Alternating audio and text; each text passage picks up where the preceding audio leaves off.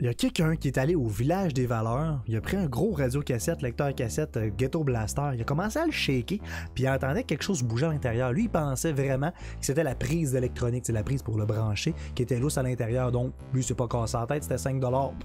Il la jette, il amène ça à la maison, il dit, je vais pouvoir le réparer. Après ça, une semaine après, il se décide de l'ouvrir.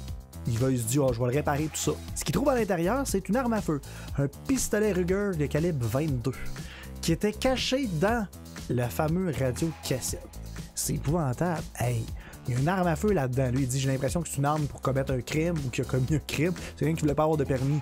Crime, ça n'a pas de bon sens. Là, on s'entend, c'est un petit calibre quand même, mais c'est pour des champs de tir. D'habitude, c'est du tir récréatif, du 22.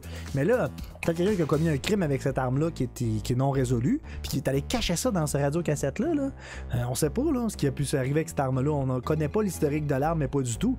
Là, il est allé le livrer aux autorités qui étaient à la Gendarmerie royale du Canada. C'est quand même bien parce que dans les faits, ça répète vraiment dangereux, on s'entend là. Hey, le gars arrive au village des valeurs, il achète un radio-cassette, il arrive chez eux, il fait comme hey man, c'est cool, tu sais, j'ai un arme, pis tout. Puis on sait pas, l'histoire dit pas s'il y avait des munitions avec, mais de la 22, ça s'achète assez bien, assez facilement. C'est quand même le moins cher de toutes les munitions qui sont sur le marché. Ça aurait pu être vraiment dangereux de tomber dans des mains de quelqu'un qui était un peu innocent, quelqu'un qui est volage, quelqu'un qui est pas conscient de l'univers qui l'entoure. C'est quelque chose quand même. Puis là, ils disent que dans l'article, ils disent que c'est une histoire derrière ce fusil. Ben un fusil, c'est pas ça. Un fusil, c'est un shotgun là, ou une carabine. Un fusil en tant que tel, c'est pas un fusil. Ça, c'est un pistolet, une arme de poing. Mais en tout cas, c'est quand même une histoire spéciale que ce monsieur-là a vécu. On s'entend, mais il y a un numéro de série parce que chaque arme a un numéro de série. Donc, c'est facile de retrouver le propriétaire en tant que tel. Parce que quand tu te le fais voler, tu t'en vas vers la Gendarmerie royale du Canada. C'est tout enregistré. Et puis, à ce moment-là, tu peux retrouver à qui est l'arme, qu'est-ce qui a servi, c'est quoi l'histoire un peu de l'arme et tout ça. Donc, les sciences judiciaires de l'Ontario, ils vont essayer de retrouver le propriétaire ou retrouver l'origine de l'arme, tout simplement.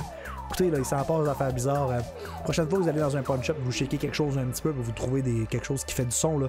Faites attention, essayez de pas trop shaker fort parce que le coup pourrait partir tout seul.